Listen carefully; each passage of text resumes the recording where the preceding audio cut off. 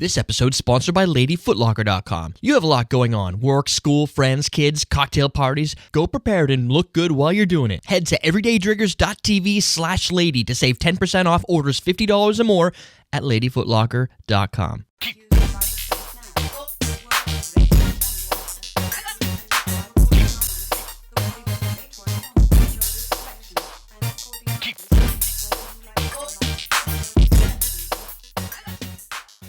Welcome to Common Man Cocktails. I'm your host, Derek Schomer. Today what we're going to create, well, it's really not a Common Man Cocktails. This is the finishing of a project we worked on a couple weeks ago for coconut rum. What we did is we made this little coconut rum concoction here. You can go back and look at how to make coconut rum. Basically what we did is we broke up the rum, we boiled simple syrup, we combined them together, and we sat them for three or 4 weeks. People have been messaging me saying, I want to see, how am I going to filter this? There's no exact science. I got a bunch of stuff to mess around with to try and get as much of the coconut out as possible to get something as unfiltered as this, which has small particles of coconut that you really can't get rid of. Not at home with any style I have, but that's okay because some of those tasty bits make the coconut rum taste even more crisp and tasty. So what I have here are our 2 bottles that we made, 750. This is just 1 bottle.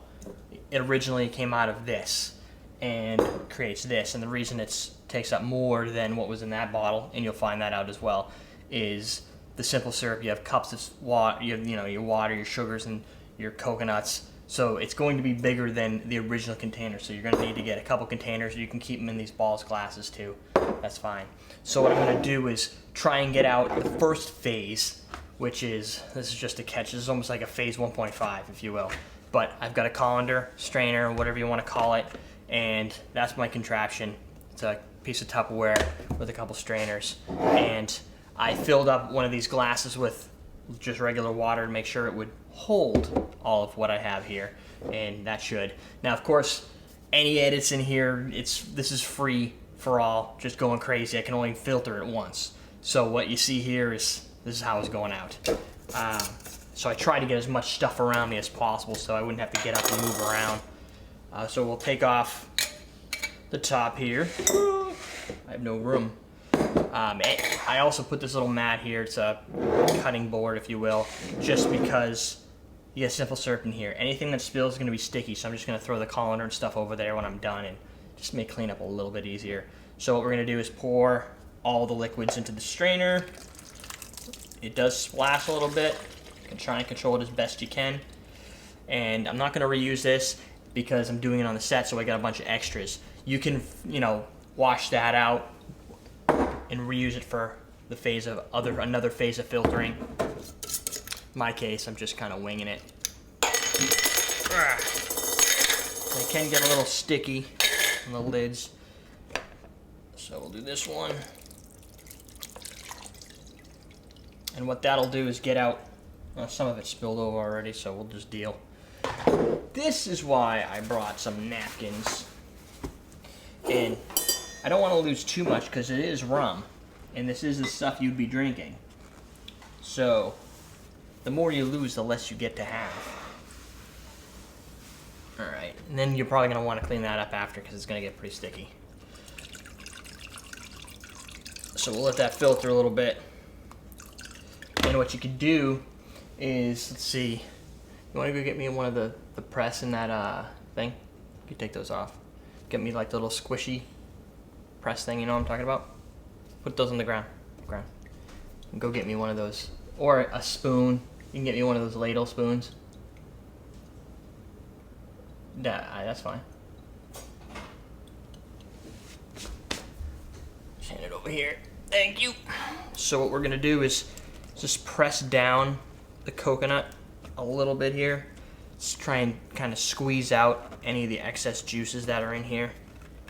You can get a little bit because that's some of the tasty stuff.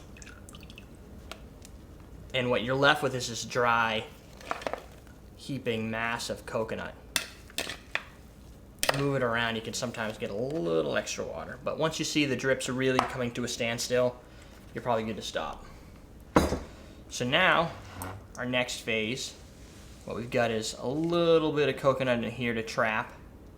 Now, if you didn't want to do this specific phase, that's fine. You're just going to have a little extra in there that you have to filter out.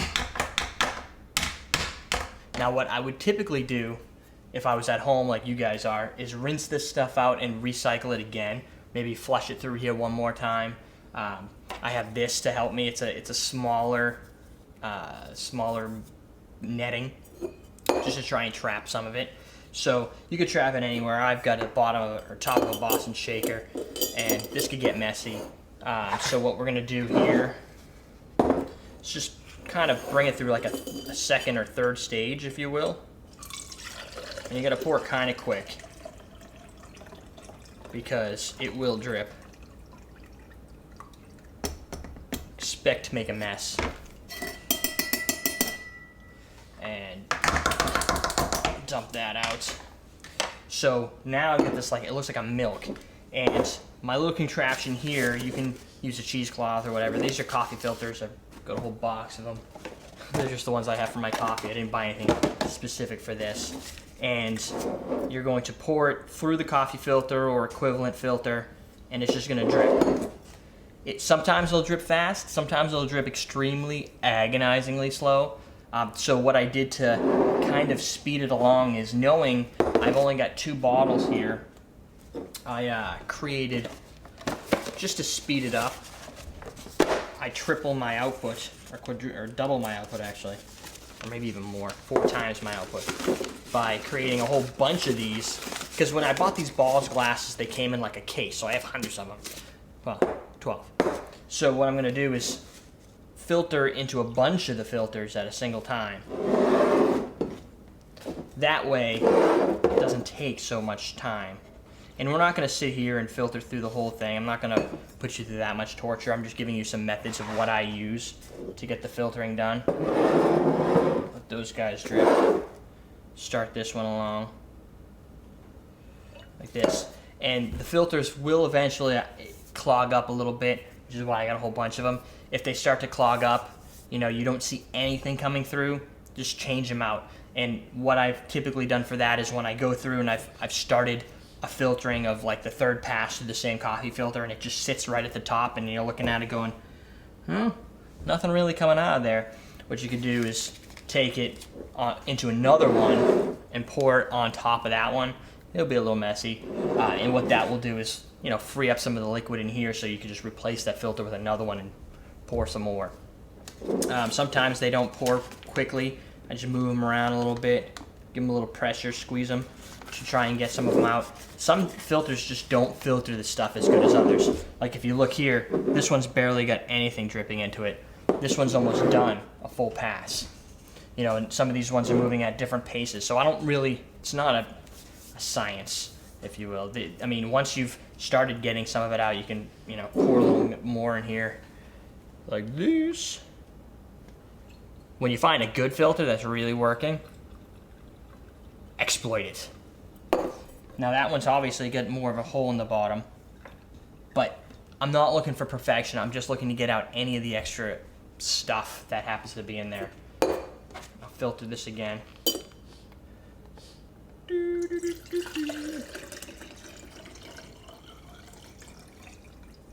Now, depending on how much of this stuff you're making, you may end up, this could take a long time. If you're making like 4 bottles at a time, it's more efficient for at least the other stage, but this is just slow, agonizing. And then, since I've exploited this good one here, keep pouring. Whoa. Now, what happened there is the filter kind of collapsed a little bit, right? But that's okay. Because what I typically do at this stage is, there's probably going to be a little more in here than normal. This looks pretty clean. So I get a little anal about it. Just keep running it through the same process over and over again. Get another coffee filter and do it again. Just to keep, and you can do this as much as you want. If you're hugely hardcore, you can, you know, do this whole process a couple times, let it sit for a while, come back and do it some more later. keep filtering it, but I don't think you're ever gonna achieve perfection with just the standards that we have here. What are you gonna do, right? So at this phase, I let all these guys drip through. This one over here's not making too much in here, but there is some movement. And let's pour some more in here.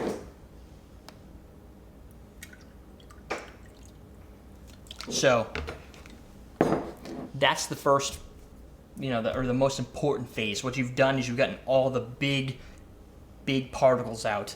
What I do now is, if this was to go faster, let's say, I don't know, let's just simulate this. I use a bigger bowl and I take all the results. I don't care how you're bottling it, but I put all of the results of all these into one container and maybe, run it through like this and just pull out any smaller particles you can get. And for me, I think the big important thing is to get it all into a single container at least once, because when you've balanced it, you don't know how much coconut you've put in one, and the mixture in the original, well, it was sitting in the balls glass for those 3 weeks. One might have more than the other, and I wanted to balance it to make sure everything came together as one. So I put it into one big bucket, stirred around, make sure all the coconut that's in there is mixed with the rum as a whole, since that's how it was originally.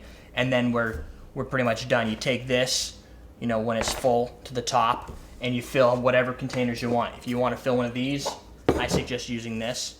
Put this on the top, pour it through. If you, again, want to get even more filtering, throw a coffee filter on top, pour it through. The more you filter it, the faster it goes to the coffee filters. And that's really it. We're going to let these guys drip, finish it up, but I don't think you have to sit here and wait for these guys to drip out. I'm probably going to have to swap some filters because they're not moving too quickly.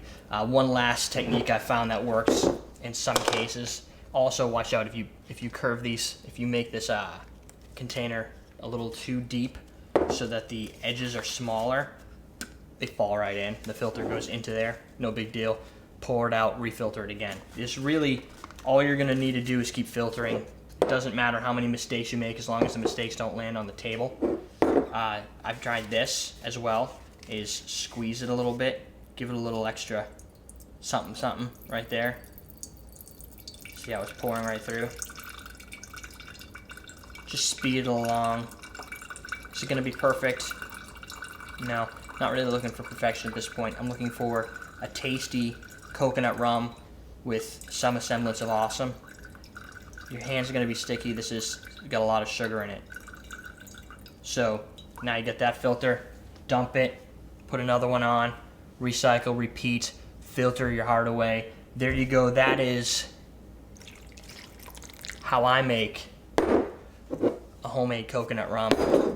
Hopefully you'll enjoy it. If you have a better technique or additions to the technique, you could send them to me or comment so other people can, share your experiences. So there you go. We're teaching you how to make coconut rum.